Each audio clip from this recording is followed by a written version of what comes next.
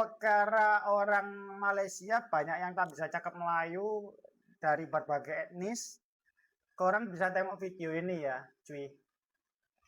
Check this out.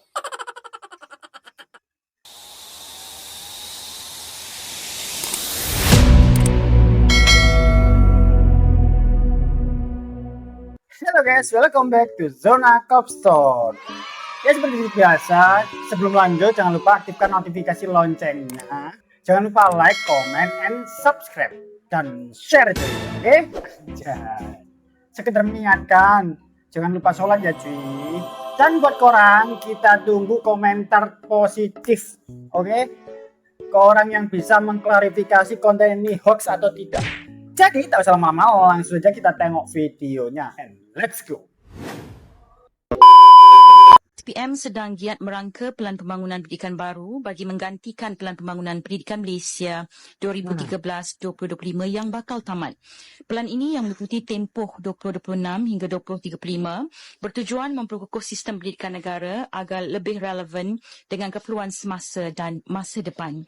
Secara rangkumannya, hala tuju Pelan Pembangunan Pendidikan Malaysia 2026-2035 untuk 10 tahun akan datang dicorakkan agar sistem pendidikan kita bersedia mendepani cabaran dunia global, terutamanya dengan ledakan dengan izin emerging technologies seperti kecerdasan buatan atau AI, tanpa mengesampingkan tumpuan ke arah pengukuhan nilai-nilai intrinsik murid demi kelangsungan generasi modal insan masa depan.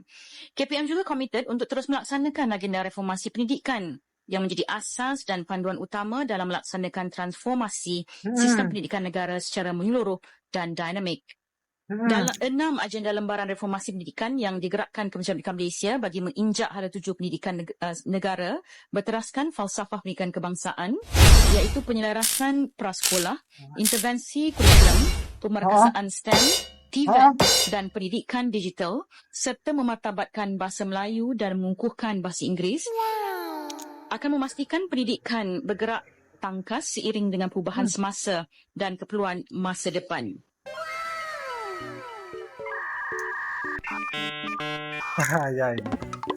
Bahaya ini rancangan pendidikan yang baru, bahaya ini cuy, bahaya ini cuy, bahaya ini.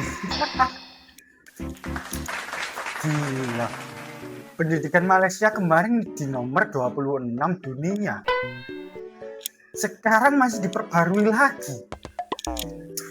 Bahaya ini cuy, bahaya ini, fix nih. Gila, ini tak expect cuy, Randy cuy, kedepannya ini macam mana cuy SDM-nya cuy.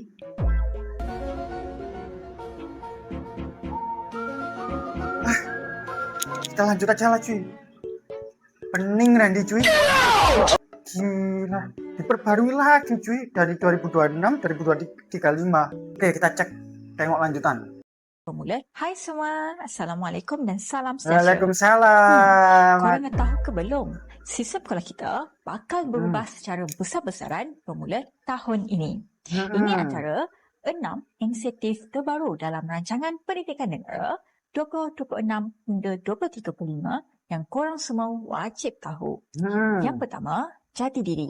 Lepas ni, semua sekolah, tak kiralah sekolah antarabangsa ke, sekolah persendirian ke, termasuklah UEC atau sekolah agama rakyat, wajib belajar bahasa Melayu dan sejarah. Ini banyak korang yang udah klarifikasi di komentar Randy ya tentang sistem pendidikan. Nah, ini kita buat nih biar semua tahu nih, terkadang ada konten yang hoax, ada yang konten yang betul. Nah, ini Randy validasi dari sini cuy. Nah, kalian bisa tengok macam ini betul tak menurut korang. Oke, let's go, kita lanjut. Kurikulum kebangsaan. Ini amat penting sekali. Ya, tak ada lagi lah subjek luar jadual, kena masuk dalam jadual waktu rasmi persekolahan. Yang kedua, berita baik untuk cikgu-cikgu kita. Kerajaan memperuntukkan sebanyak 100 juta ringgit untuk naik taraf bilik guru di seluruh negara. Lepas ni, ruang kerja cikgu lebih selesa dan kondusif.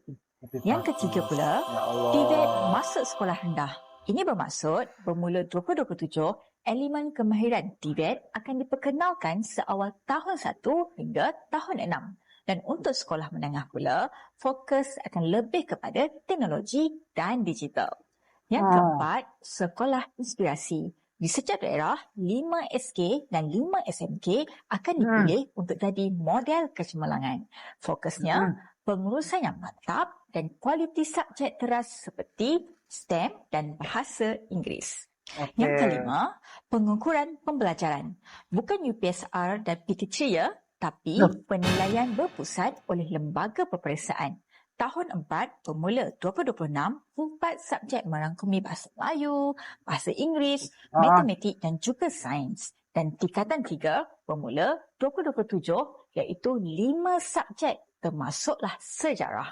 Dan pelaksanaan intervensi ini bermula seawal tahun 4 tahun beberapa semua. Pihak sekolah dan KPM boleh mengesan kelemahan murid atau anak-anak kita lebih awal dan menyediakan sokongan bersasar sebelum jurang pembelajaran menjadi lebih besar. Dan bagus ni, malah penambahan mata pelajaran seperti sejarah di tingkatan 3 membantu membentuk jati diri, kefahaman sivik dan pemikiran yang kritis sebelum murid melangkah ke peringkat yang lebih tinggi. Yang keenam, darjah 1 seawal 6 tahun. Bermula 2027, mak ayah boleh pilih secara sukarela untuk hantar anak masuk tahun 1 setahun lebih awal. Ingat, sukarela bukan paksaan. Jadi, prasekolah pun bermula umur 5 tahun.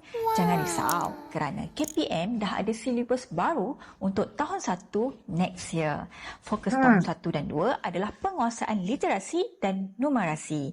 Jadi, anak-anak kita akan ada 2 tahun untuk kuasai literasi dan numerasi ini. Sebenarnya, banyak lagi inisiatif baik dalam rancangan pendidikan Malaysia yang baru saja diluncurkan oleh Yang Amat Berhormat Perdana Menteri kita. Dan ini menunjukkan komitmen kerajaan dalam melakukan reformasi pendidikan negara.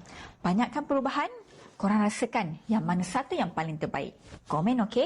Dan yang paling penting, kita mestilah baca dan hadam betul-betul dan janganlah terburu-buru membuat komen-komen yang tak elok. Okey? Yang tak elok cuy, okey? Pulang saya. Kata cikgu. Gila cuy, kalau ini diterapkan cuy. Randy tak expect cuy. Berarti secara tak langsung kurikulumnya ada beberapa, Randy tengok tadi ada beberapa poin yang bakalan mengikuti kurikulum negara maju cuy.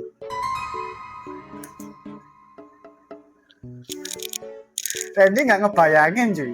Macam ini aja, Malaysia udah nomor 26 ranking dunia. Apalagi nanti cuy. Gila. Respect Randy cuy. Anak-anak korang udah mau mengikuti kurikulum-kurikulum yang ada di sini. Coba korang komen. Let's go, kita tengok. Kenapa banyak negara-negara maju menerapkan sistem pendidikan seawal umur 6 tahun? Adakah sistem ni bagus juga untuk Malaysia? Jom kita masuk ke sisi terang sistem pendidikan seawal 6 tahun. Mulai Sisi tahun terang. depan, prasekolah 5 tahun, darjah 1 6 tahun. Ada 3 sebab kenapa sistem ni adalah strategi yang bijak. Nombor 1, membantu ekonomi keluarga. Sekolah kerajaan ni function dia bukan untuk belajar je, tapi dia sebenarnya high quality childcare yang percuma. Bila anak masuk darjah 1 awal, family boleh fokus kerja dengan lebih tenang. Income family naik, ekonomi negara pun jalan. Win-win situation. Nombor 2, the great equalizer. Anak orang kaya selalunya pandai bercakap lebih awal dan tahu banyak perkataan sebab kualiti pendidikan diorang. Anak orang susah pula biasanya tertinggal sikit. Kalau tunggu umur 7 tahun baru nak sekolah, diorang ni akan makin jauh. Jadi kerajaan bagi semua masuk sekolah masuk umur 6 tahun supaya tak kira kaya atau miskin, semua boleh mula dekat garisan yang sama. Nombor 3, early detection. Dekat tadika, suasana dia asyik nak main je. Jadi susah nak nampak kalau anak tu ada masalah macam disleksia sebab diorang boleh elak dari membaca. Tapi bila masuk sistem formal, cikgu boleh kesan terus kalau ada yang tak kena. Lagi cepat detect, lagi cepat boleh selamatkan anak-anak ni. Jadi tujuan dia bukan nak paksa budak jadi robot, tapi nak pastikan tak ada anak yang kalah sebelum mula berjuang. Korang rasa macam mana? Umur 6 tahun ni awal sangat ke? Atau memang ngam-ngam? Tapi sistem ni pun ada sisi gelap dia. Malah ada negara yang pernah terapkan dan gagal teruk. Siapa yang nak tahu negara mana tu? Cuba komen. So itulah sebab Betul cuy, betul, memang betul cuy. Habit kalau sedari dini memang ditanamkan itu memang betul-betul bisa menjadikan karakter seseorang itu menjadi lebih baik cuy. Betul. Jadi dulu sekolah itu juga umur 5,5 tahun dulu itu. Sekolah rendah darjah 1. SD kelas 1 itu Randy dulu itu 5,5 tahun sih. Belum waktunya masuk sekolah SD. Itu Randy udah masuk sekolah SD gitu. Sombong amat. Untuk logika untuk orang tua itu agar bisa bekerja lebih fokus terlebih masuk akal memang. Gila ini kalau diterapkan di Malaysia kayak macam mana cuy? Coba pendapat korang gimana? Let's go kita tengok. Kenapa sistem pendidikan seawal umur 6 tahun ni sebenarnya bahaya untuk mental anak-anak? Adakah kerajaan membuat keputusan yang salah? Jom kita masuk ke sisi gelap sistem pendidikan seawal 6 tahun. Prasekolah ambil tanggungjawab darjah 1 tersebut. Kena pastikan ada 3M, iaitu membaca, menulis. Ini semua perlu diletakkan pada usia sangat muda dan ini adalah masalah yang jelas. Kita mesti ingat, lagi cepat anak masuk sekolah, lagi pandai diorang nanti kan. Tapi kajian dari Stanford University tunjuk realiti yang menakutkan. Rupa-rupanya, kalau kita lewatkan sikit masuk sekolah ke umur 7 tahun, masalah anak hyperaktif dan susah nak fokus boleh berkurang sebanyak 73%. Yes, 73% tu angka yang banyak gila tau. Sebabnya, skill kawal diri atau self-regulation ni datang dari bermain, bukan dari buat kerja sekolah. Bila kita paksa budak umur 6 tahun duduk tegak menghadap buku dan berhenti bermain, kita sebenarnya tengah kacau proses otak diorang ni nak berkembang. So, benda ni akan membawa kepada masalah yang kedua, the ADHD trap. Budak yang masuk sekolah terlalu awal selalu kena cop ada ADHD. Masalahnya, diorang ni tak sakit pun. Diorang cuma terlalu muda dan belum matang berbanding anak-anak yang lain. Sistem kita expect budak 6 tahun perangai macam budak 7 tahun. Which is, benda ni tak adil pun. Dan yang paling sedih, ada fenomena dipanggil fade out effect. Memang awal-awal nampak anak kita pandai membaca masa darjah 1. Tapi advantage tu selalu ni hilang bila masuk darjah 3. Ibaratnya macam lari pecut tapi pancit awal. So, adakah kita sebenarnya tengah korbankan mental health anak-anak demi mengejar grade semata-mata? Tapi kenapa banyak negara maju terapkan sistem pendidikan umur 6 tahun ni? Mesti ada sebab yang munasabah kan? Siapa nak tahu sisi terang dia pula? Betul.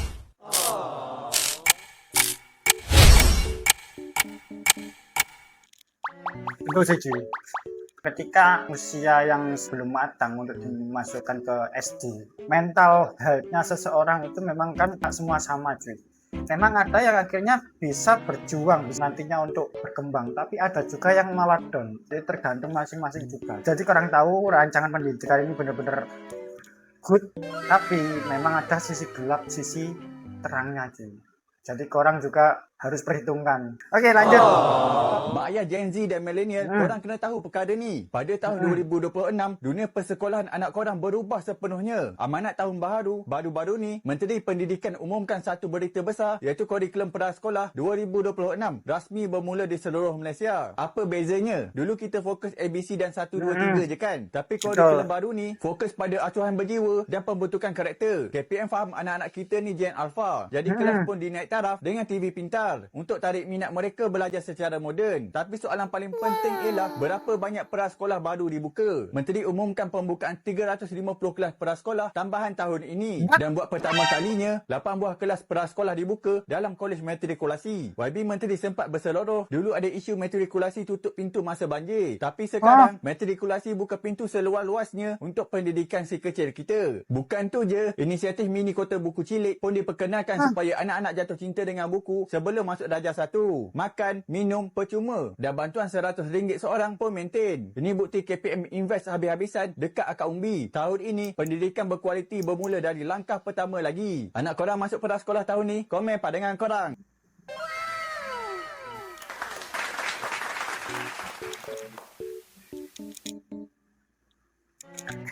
Ini gak usah cakap apa-apa cuy. Lihat rancangan pendidikan macam ini, belum lagi kita tengok dari keseriusan negara buat ngebangun ekosistem yang macam ini. Iya betul cuy, supportnya kerajaan untuk rakyatnya betul-betul dirasakan sama orang ya cuy ya. Respect Randy cuy. Oke lanjut, kita tengok. Budak you sekarang akan belajar 100% dalam bahasa Melayu. Betul ke? Pada 20 Januari yang lepas, PMS mengatakan dan membentangkan rancangan pendidikan negara. Dan ada satu perkara yang menarik minat saya, iaitu Asas Pembinaan Bangsa. Dekat sini mengatakan bahawa dekat seluruh IPTA dan juga IPTS, mereka kena guna bahasa Melayu. Stop dulu ya. Kemarin yang masih salah paham perkara orang Malaysia banyak yang tak bisa cakap Melayu dari berbagai etnis. Korang bisa tengok video ini ya, cuy. Check this out. Yes, mesti diajar dalam bahasa Melayu. Bermaksud, adakah semua ataupun reference-reference yang sekarang kita kena tukarkan, translatekan pada bahasa Melayu atau macam mana? Dan juga MPU, mata pelajaran umum, akan menekankan sejarah juga kepada pelajar-pelajar dekat Malaysia. Jadi dua perkara ini, BM dan juga sejarah ni amat ditekankan daripada sekolah rendah sampai ke universiti. Pelajar-pelajar Malaysia akan menghadap. Jadi adakah ini berita gembira ataupun awak rasa pelik dengan berita ni? Boleh komen dekat bawah. Dan juga kalau suka education tips atau education news, boleh follow akaun kami. Jangan lupa follow cuy ya. Jangan lupa follow konten-konten dia. Ini Randy masih masih berandai-andai ya. Misal kalau itu sudah diterapkan di Malaysia, SDM-nya bakal jadi macam apa cuy? Orang expect nggak? Dengan kondisi sekarang aja pendidikan Malaysia udah dapat ranking dunia, penerapan sistem rancangan pendidikan negara maju diterapkan di Malaysia. Orang udah yang tahu ini, atau orang udah ada yang mengikutkan anaknya untuk ikut program ini? Coba korang komen di kolom komentar. Randy pengen tahu cuy, udah banyak belum yang mengikuti program ini? Oke, lanjut. Kau tahu tak, aku sangat-sangat kesian dengan fresh grad tau. Sebab diorang kena pergi interview berkali-kali, tapi tetap juga kena reject. Sebab apa tau? Alasan dia tak cukup pengalaman. Sama. Tapi aku ada satu soalan untuk korang semua budak-budak fresh grads. Bila korang dah habis belajar nanti kan, korang dah betul-betul ready ke nak masuk dunia kerja? Dunia kerja ni keras tau. Sebab bukan apa tau. Aku bukan nak takut-takutkan. Korang kena terima hakikat. Memang akan ada jurang antara apa yang kita belajar dekat kelas dengan apa yang industri sekarang ni perlukan. Sekarang ni pula kau tahulah dunia bergerak sangat-sangat laju, teknologi makin canggih dengan kemunculan AI.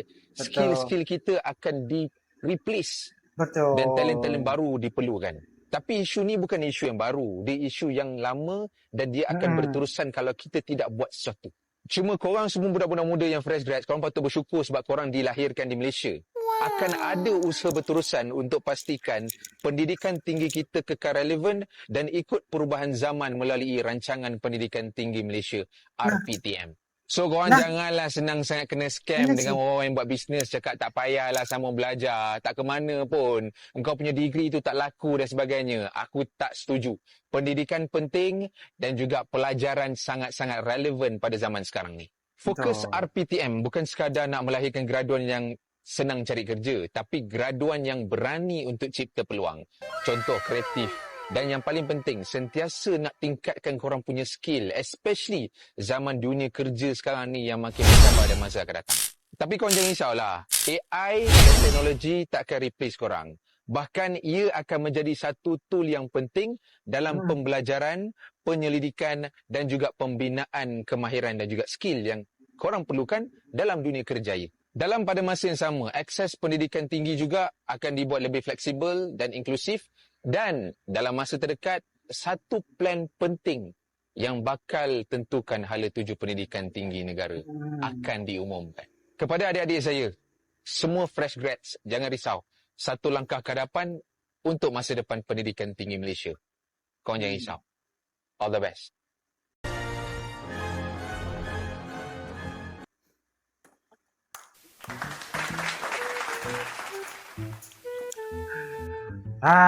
Ya Allah, ya Allah. Rencang macam ini tuh ini tuh gimana Randy itu benar-benar seneng banget di negara tetangga dari negara Randy itu betul-betul wawasan, pengetahuan, ilmu itu dinomorsatukan sih. Bahkan saat ini udah disiapkan untuk di masa hadapan dan Randy tak tahu lah ya kedepannya seperti apa nantinya.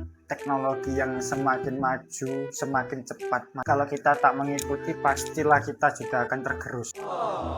Ya, kesimpulan dari konten ini sebenarnya membahas dari konten yang sebelumnya kemarin yang banyak klarifikasi dari korang semua. Nah, ini Randy tunjukkan konten-konten yang sebenarnya.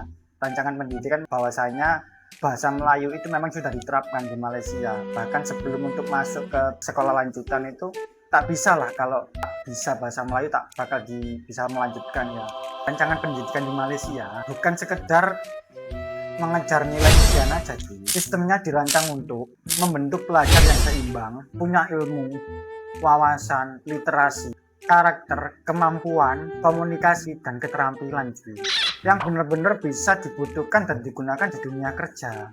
Jadi tren dipandang atau tren ditengok yang dibangun Malaysia ini bukan cuma siswa yang pintar di atas kertas, tapi lebih ke yang siap menghadapi kehidupan setelah sekolah cuy. Dan ini relate banget dengan konten pendidikan Randy yang kemarin, yang batch pertama, yang konten pertama, best. Respect Randy. Orang tengok tadi abang ini cakap, bahwasanya bersyukurlah lahir di Malaysia cuy. Ya bang, ini tak bisa cakap ya. Ya udahlah ya, mau gimana lagi cuy. Oke, thank you for watching. Semoga konten ini bermanfaat, minimal jadi berkah, maksimal jadi amal jariah. Jangan lupa like, comment, and subscribe, dan aktifkan notifikasi loncengnya. And see you.